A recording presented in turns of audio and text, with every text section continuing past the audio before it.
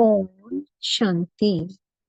आज 16 नवंबर 2024 का मुरली चिंतन है। आज मीठे बाप दादाजी ने कहा, मीठे बच्चे, बाप आए हैं तुम्हें रूहानी हुनर सिखलाने, जिस हुनर से तुम सूर्य चांद से भी पार शांति धाम में जाते हो।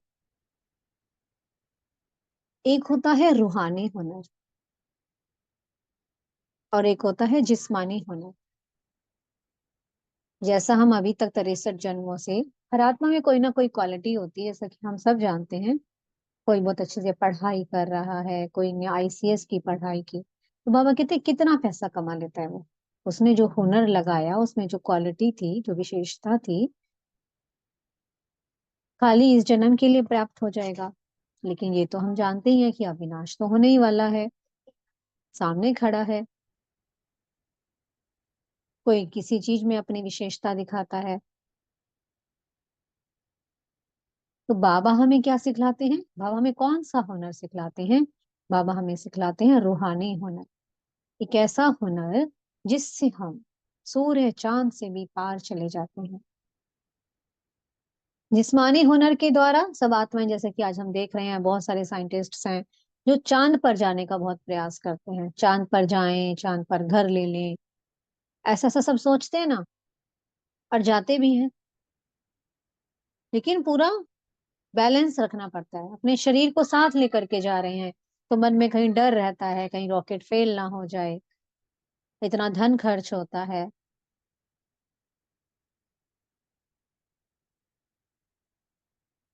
लेकिन जो वो और वापसी की भी पूरी तैयारी करनी होती है कि हाँ भाई, रॉकेट में कितना तेल है, कितना वापस भी जाना है, तो सब कुछ देखना होता है ना उन्हें। जब वो वापस भी आ जाते हैं तो कितना प्राइस मिल जाता है, तो बाबा कितने करोड़ मिल जाते हैं। लेकिन हम तो जानते हैं कि अभी साथ में तो कुछ जाएगा नहीं उनके, सब कुछ यहीं रह जाएगा, सब कुछ खत्म हो जाएगा। किसी ने बहुत अच्छी पढ़ाई कर ली तो इस जन्म के लिए ही तो प्राप्ति हुई उस आत्मा को। करके लाखों कमा लिए, करके ज्यादा करोड़ों कमा लिए। किसी ने बिजनेस में बहुत अच्छी कमाई कर ली। लेकिन ये सब कुछ खत्म होने वाला है, तो बाबा कहते हैं ये तो तुम देख रहे हो ना कि अब कुछ भी नहीं रहने वाला,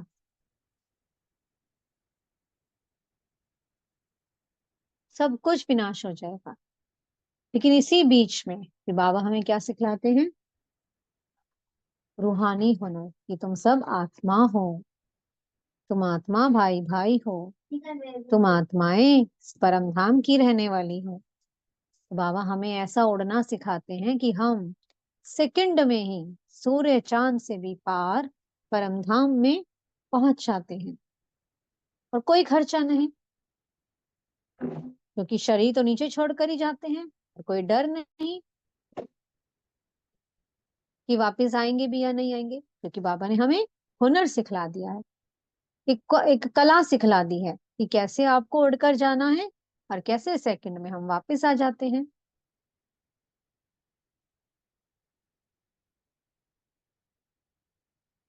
तो इस रूहानी हुनर से हम जाते हैं चांद सितारों से भी पार।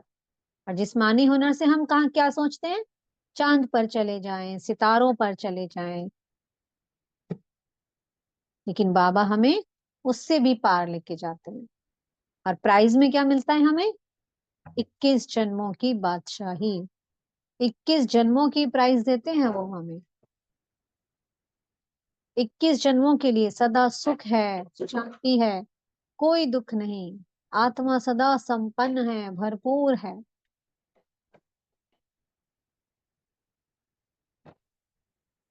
इसको बाबा ने क्या कहा? यह है तुम्हारा साइलेंस का घमंड। और वहां पर क्या यूज कर रहे हैं वो? साइंस का घमंड। और प्राप्ति सिर्फ कुछ धन मिल जाता है, थोड़ा सा नाम मिल जाता है, मान मिल जाता है। लेकिन सिर्फ इसी जन्म के लिए ना, कोई जन्मों जन्मों के लिए तो नहीं मिला। जब आत्मा शरीर छोड़कर दूसरे शरीर में प्रवेश करेगी तो कुछ भी प्राप्ति नहीं है। कोई वो धन साथ में थोड़ी ना चला जाएगा। लेकिन यहाँ पर बाबा हमें ऐसी रूहानी कला सिखलाते हैं, हमें ऐसी पढ़ाई कराते हैं कि किस जन्मों के लिए हम सदा सुख में रहते हैं, सदा संपन्न रहते हैं। खुशी खुशी शरीर लेते हैं, खुशी खुशी शरीर छोड़ते हैं।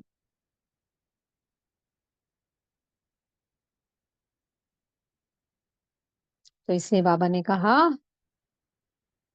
कि इस रूहानी हुनर को अच्छे से सीखो, इसका अभ्यास करो। घड़ी घड़ी परम धाम जाओ, बिंदु बन सेकंड में परम धाम पहुंच जाओ। जब घर पहुंचेंगे तो बाबा हैं, बाबा के साथ योग लगाएंगे तो उस योग अग्नि से आत्मा पवित्र बन जाएगी। क्योंकि घर पहुंचने की शर्त है कि सबको पवित्र बनकर ही जाना है। या तो योग बल से पवित्र बनो या सजाएं खाकर पवित्र बनो। सबकी अपनी अपनी चॉइस है, बाबा ने सामने रख दी कि दो ऑप्शंस हैं आपके पास, या तो योग बल या भोग के द्वारा।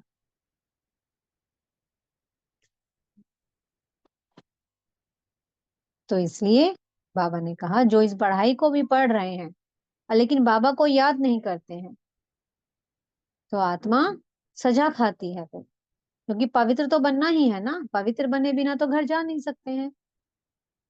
जब सजा मिलती है तो फिर पद छोटा हो जाता है, फिर प्रजा की भी प्रजा बनना पड़ता है। बाबा कहते हैं उनके भी नौकर चाकर हैं। अब दो रास्ते हैं सबके पास, योग का और भोगना का। तो इसलिए बाबा ने कहा अब साइलेंस को धारण करो, एकांत में बैठ उस एक परम शक्ति के साथ योग लगाओ और योग अग्नि से जन्मों जन्मों का जो बोझा है उसे भस्म करो।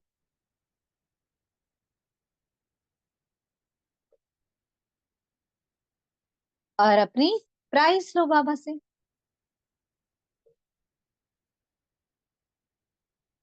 और प्राइस भी कितनी है, बेहद की प्राइस है।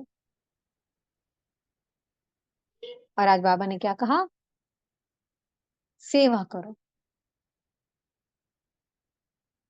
अच्छे से सेवा करो, बेधड़क होकर के सेवा करो, कोई डर नहीं, सर्वशक्तिवान हमारा साथी है।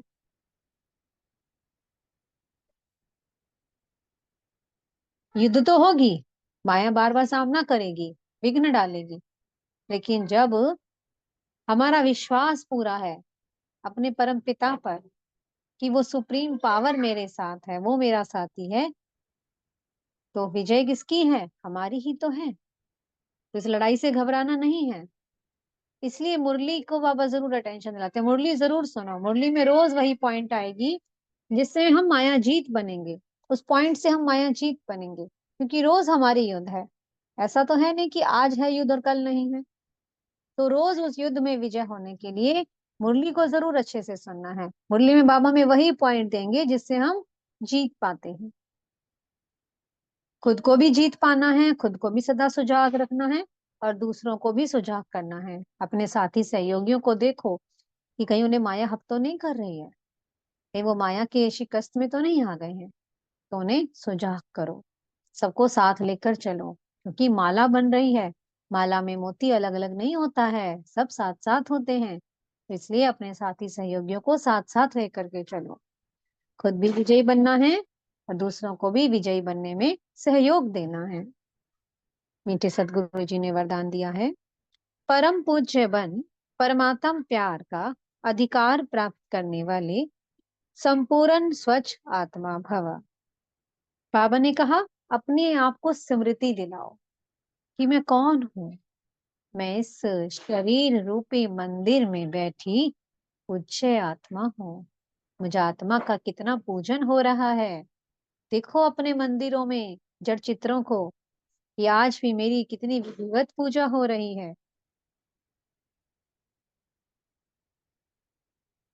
तो जो पूज्य आत्मा अपने स्वरूप में रहती है, अपनी सी स्मृति में रहती है, वो सर्व की प्यारी है।